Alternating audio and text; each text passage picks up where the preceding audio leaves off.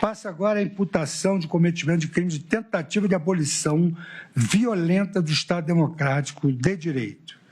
Abolição violenta e golpe de Estado, 359L, 359M. Tentar, com emprego de violência ou grave ameaça, abolir o Estado Democrático de Direito, impedindo ou restringindo o exercício dos poderes constitucionais. Reclusão de 4 a 8 anos. Golpe de Estado, tentar depor, por meio de violência ou grave ameaça, o governo legitimamente constituído.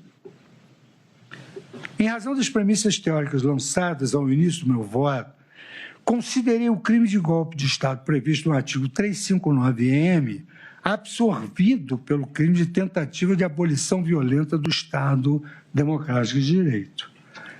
Por essa razão, eu analiso agora a prática deste último crime, que é a abolição violenta do Estado Democrático, pelo réu Mauro César Barbosa Cid.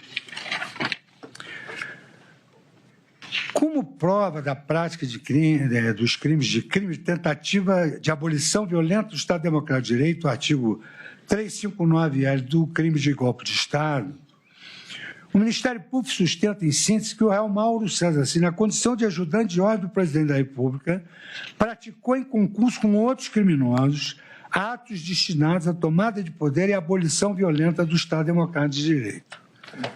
A defesa do réu Mauro César Barbosa Cid defende a improcedência do pedido em relação aos crimes de tentativa de abolição violenta do Estado Democrático de Direito e de golpe do Estado, firme no acervo probatório acostado nos autos, argumentando, em primeiro lugar, o colaborador seria, em virtude de sua função como ajudante de ordem do presidente da República, um simples porta-voz e desconhecia o conteúdo da Operação Punhal Verde e Amarelo, bem como nunca fez parte do grupo de WhatsApp Copa 2022, o que o afastaria da prática de qualquer medida que ameaçasse a integridade de um membro do Poder Judiciário. Alega ainda a inexistência de qualquer prova que demonstre o início de execução do golpe de Estado, ou que o acusado detivesse domínio final sobre a conduta delitiva atribuída ao grupo.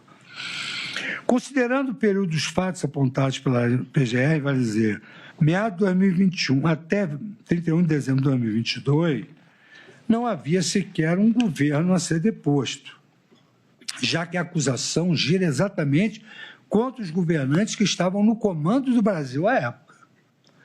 O réu colaborador não teria comandado, executado ou autorizado o uso de qualquer violência ou ameaça física ou armada.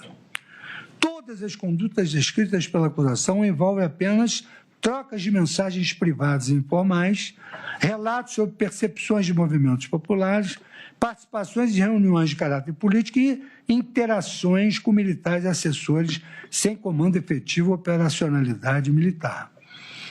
Assim, exposta a acusação de defesa, cumpre destacar: o réu Mauro César Barbosa Cid ocupou a função de ajudância de ordem durante todo o mandato do então presidente da República, Jair Messias Bolsonaro, de janeiro de 2019 a 31 de dezembro de 2022. Nessa condição, participou intensamente da troca de mensagens com os réus que tinham o desejo de tomar o poder sem uma vitória nas urnas. Essa mensagem trocada com Aparecido Portela em 31 de dezembro de 2022, o réu expressamente afirmou: sei que minha cabeça está a prêmio, sei que posso ser preso, mas pela nossa liberdade vai valer a pena. Ainda não terminou, não estamos fazendo mais pelo presidente, e sim pelo Brasil, pelos nossos filhos e netos. Eu, como militar, estou envergonhado. Vamos ter uma nova geração surgindo. Militares que dentro de pouco tempo estarão decidindo que aprenderam com o que aconteceu nesses meses. Saiba que sempre terá um amigo em Goiânia para o que precisar. E quando formos para a guerra, quero você ao meu lado. Folhas 661 a 662, da PET 11767. O cotejo das acusações com as provas acostadas aos autos, e especialmente com as premissas teóricas que integram o meu voto, impõe a conclusão de que o réu Mauro César Barbosa Cid deve ser responsabilizado criminalmente pelo crime de tentativa de abolição violenta do Estado Democrático de Direito. Os fundamentos que me levam a essa conclusão são os seguintes. Ao trocar mensagem do seu celular com o oficial Rafael de Oliveira, o réu colaborador conversa sobre financiamento de manifestações para iniciar e incentivar atos destinados a abolir violentamente o Estado Democrático de Direito. Eu quero que relembrem as distinções que eu fiz sobre cogitácio, atos de preparação e início de ato executório. Em razão do pedido de recursos formulados pelo oficial de Oliveira, em reunião ocorrida em 12 de novembro de 2022, na casa do réu Braga Neto, o próprio colaborador sugeriu este último valor de R$100 mil a ser arrecadado. Essa reunião, consoante depoimento do próprio colaborador nos autos, foi marcada após o próprio colaborador solicitar seu agendamento com o general Braga Neto, o que caracteriza seu interesse direto nos temas que nela foram debatidos, folhas 609.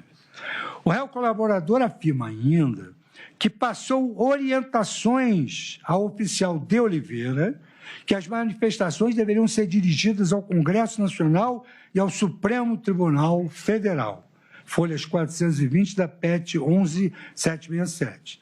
E também afirmou expressamente que na reunião se discutiu novamente a necessidade de ações que mobilizassem as massas populares e gerassem caos social, permitindo assim que o presidente assinasse o estado de defesa, estado de sítio ou algo semelhante.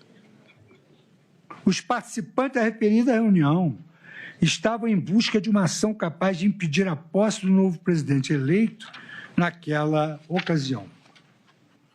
A execução de um ministro supremo, operação violenta que teve início material com monitoramento realizado, certamente geraria esse resultado criminoso pretendido de abolir o Estado Democrático de Direito.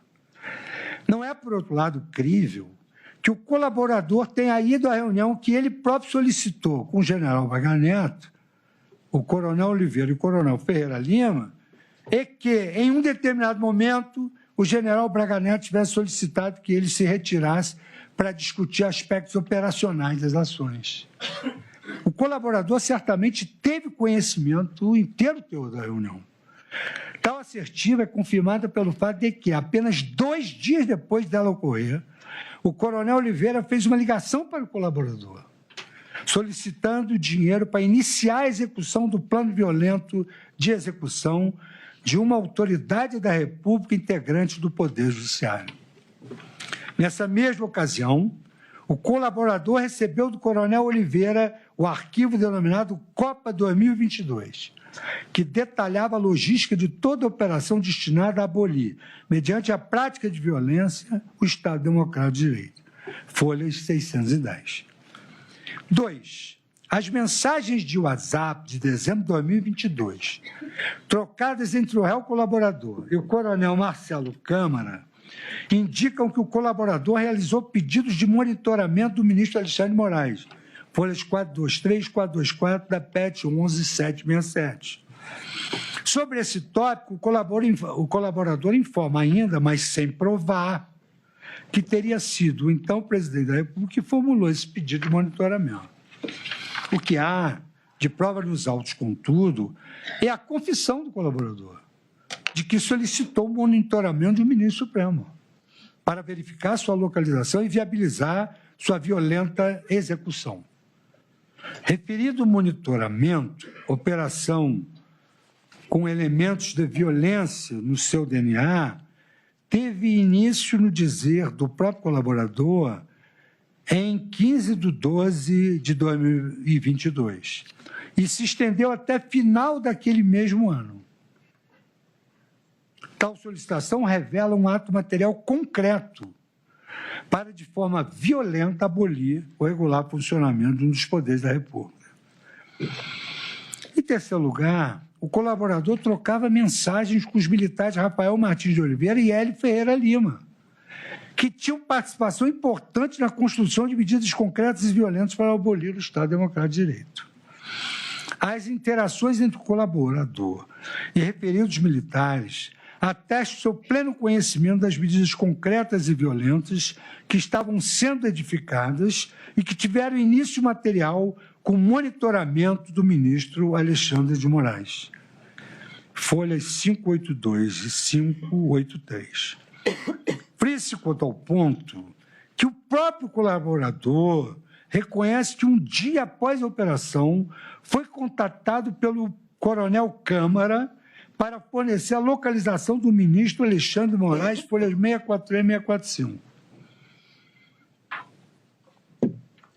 Seguindo nessa empreitada, o oficial Rafael Martins de Oliveira, que, em conjunto com o réu colaborador, participou da reunião de 12/11/2022 e teve protagonismo no evento denominado Copa 2022. Este evento era uma ação de campo clandestina para execução de plano antidemocrático de prisão e execução do ministro Alexandre de Moraes. O fato de o colaborador não ter participado do grupo de WhatsApp Copa 2022 não significa seu desconhecimento e falta de envolvimento. A prova dos autos revela com elevada clareza que o colaborador conhecia e estava diretamente envolvido com a referida operação para a adoção de medidas concretas voltadas para a abolição do Estado Democrático de Direito. Tanto é verdade que o colaborador esteve na reunião com o coronel de Oliveira e o general Braga Neto, em que os R$100 mil para a execução do plano foram disponibilizados fisicamente ao colaborador. Por esse último, no Palácio da Alvorada, que foi a última versão, mas pouco importa. Isso aí é um fato inequívoco nos autos. Não é crível nesse ponto o colaborador ter solicitado os R$100 mil, ter recebido o valor das mãos do general Braga Neto, isso foi confessado, ter repassado ao coronel de Oliveira e não saber para que operação criminosa específica era o referido montante a ser empregado. Constata-se, portanto, que a reunião ocorrida no dia 12/11/2022, na casa do réu Braga Neto, e que contou com a participação do colaborador, serviu para o ajuste do planejamento operacional para a atuação dos denominados kits pretos, com forte finalidade antidemocrática. E o planejamento teve início material por meio de ações militares dos Hélio Ferreira Lima e Rafael de Oliveira, militares, que trocavam mensagens constantemente com o colaborador, no exato momento em que as ações ocorriam. Folhas 583. Aliás, os militares Hélio Ferreira Lima e Rafael de Oliveira já estavam monitorando o ministro Alexandre de Moraes a pedido do colaborador desde os dias 21 e 23 de novembro de 2022, o que perdurou até o final do referido ano, folhas 586. É importante destacar que, a despeito do colaborador alegar que o monitoramento tinha como objetivo até verificar se o general Mourão tinha visitado o ministro Alexandre de Moraes em São Paulo, o fato é que as ações de acompanhamento envolviam o emprego de busca de dados restritos, como dados de itinerário, rota de segurança, campanas em local de residência e deslocamento de pessoas. Tudo está nas folhas 586. Outro detalhe acerca da reunião de 12/11/2022 é importante destacar. Em seu primeiro depoimento à Polícia Federal, o colaborador afirmou que a reunião na casa do general Braga Neto tinha como objetivo levar o coronel Rafael de Oliveira para tirar uma foto com ele. Depois, o colaborador alterou essa versão, pois o objetivo real da reunião era o de construir, sob a liderança do general Braga Neto, um plano com medidas de ruptura institucional por meios violentos. Se não quis dizer a verdade na primeira versão, é porque já sabia que aquilo que ocorreu em 12/11/2022 era um fato criminoso. Adjunto ainda a fundamentação de que o colaborador reconhece que solicitou por mensagem trocada com o coronel de Oliveira, em 8 de novembro de 2022, o envio de um esboço de ações concretas a serem realizadas no país em razão da indignação do estado de coisas. Folha 611, petição 11.767. A participação do colaborador na reunião de 28/11/2022, na SQN 305, Bloco 1, Asa Norte, Brasília, com militares das Forças Especiais, ocasião em que foram debatidos temas sobre a conjuntura da tentativa de abolição do Estado Democrático de Direito, também corrobora o seu vínculo imediato com o que estava sendo planejado. E mais ainda, e contou com atos de execução, folhas 584. A prova dos autos é firme e inequívoca, no sentido de que todos aqueles que queriam convencer o então presidente da República da necessidade de adotar ações concretas para a abolição do Estado Democrático de Direito faziam solicitações e encaminhamentos por meio do colaborador. Ele é que levava e trazia tudo isso. E tal circunstância não decorria apenas do fato de o colaborador ser ajudante de ordem do presidente da República, mas de um contexto que contava com seu apoio. Eu acabei de ler o depoimento, que eles estão em guerra, vamos para frente. A aceitação não só contava com o apoio dele, a aceitação, um esforço pessoal para que o que estava sendo planejado se tornasse realidade. Nesse sentido, o depoimento do colaborador reconhece que, em 7 de dezembro de 2022, recebeu do general Mário Fernandes uma mensagem com um vídeo anexo e um pedido de que tudo fosse mostrado ao presidente Bolsonaro. Um material destinado a incentivar a quebra da ruptura da normalidade institucional. O colaborador afirma que não chegou a mostrar o material ao presidente da República, mas o fato de ter recebido esse tipo de documento comprova que era uma pessoa confiável para tal missão. Material de convencimento da ruptura institucional não seria a ele enviado, caso soubessem de sua discordância em relação ao tema. Então, por que mandaram para ele? Porque ele estava de acordo com a ruptura institucional. A mesma lógica se aplica à mensagem enviada por Aparecido Portela ao colaborador em 26 de dezembro de 2022, com a pergunta: qual era a pergunta? Se o churrasco seria feito. Se o churrasco seria feito. O que significava uma cobrança à efetivação das medidas mais concretas para a abolição do Estado Democrático de Direito. Não é desprezível o fato dessa mensagem ter sido enviada ao colaborador. Ele foi o destinatário, pois estava diretamente envolvido no financiamento de atos para a manutenção das pessoas nos acampamentos e para a prática de atos violentos criminosos destinados a inviabilizar o funcionamento regular dos poderes de um Estado de Direito. E a resposta do colaborador é ainda mais significativa. Vai ter o churrasco? Vai sim, ponto de honra. Nada está acabado ainda da nossa parte, folha 656.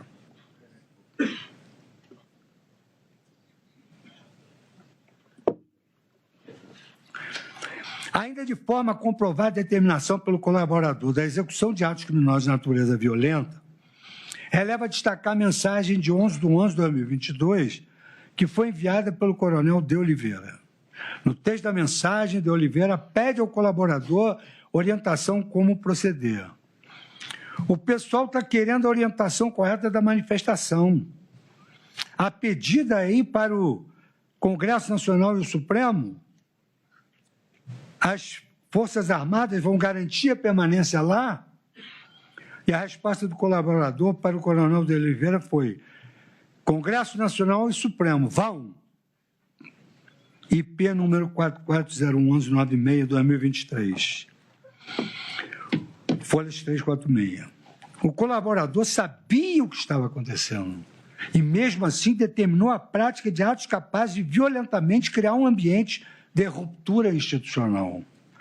Nesse contexto, comparem todas as provas acima analisadas, eu comungo da manifestação do Ministério Público, nas folhas 491 e 493, em suas alegações finais, quando Sua Excelência o Procurador-Geral da República destaca: Mauro Cid também teve papel relevante em reuniões estratégicas com militares, com formação especializada, além de ter acompanhado de perto as reuniões de apresentação da minuta golpista, informando as evoluções dos seus comparsas.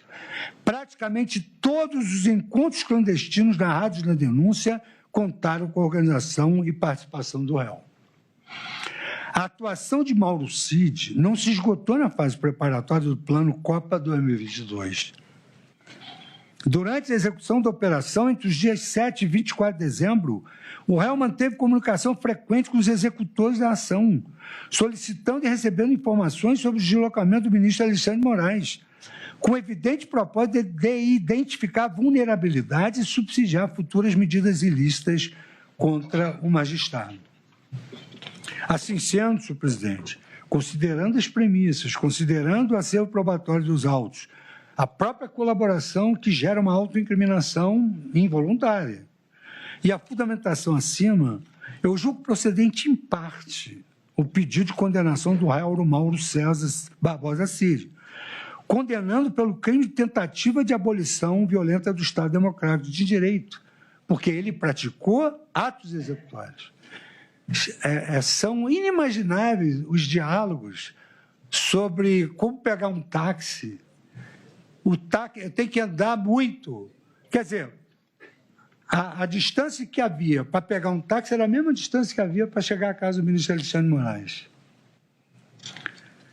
Então, considerando todo o acervo probatório dos autos e a fundamentação acima, eu julgo procedente em parte o pedido de condenação de Mauro César Barbosa Cid, condenando pelo crime de tentativa de abolição violenta do Estado Democrático de Direito, e julgo improcedente o pedido de condenação do réu Mauro César Barbosa Cid pelo crime de golpe de Estado, posto aplicável à consunção em caso, consoante as premissas teóricas anteriormente lançadas, e tudo com foco no artigo 386, não constitui o fato de infração penal.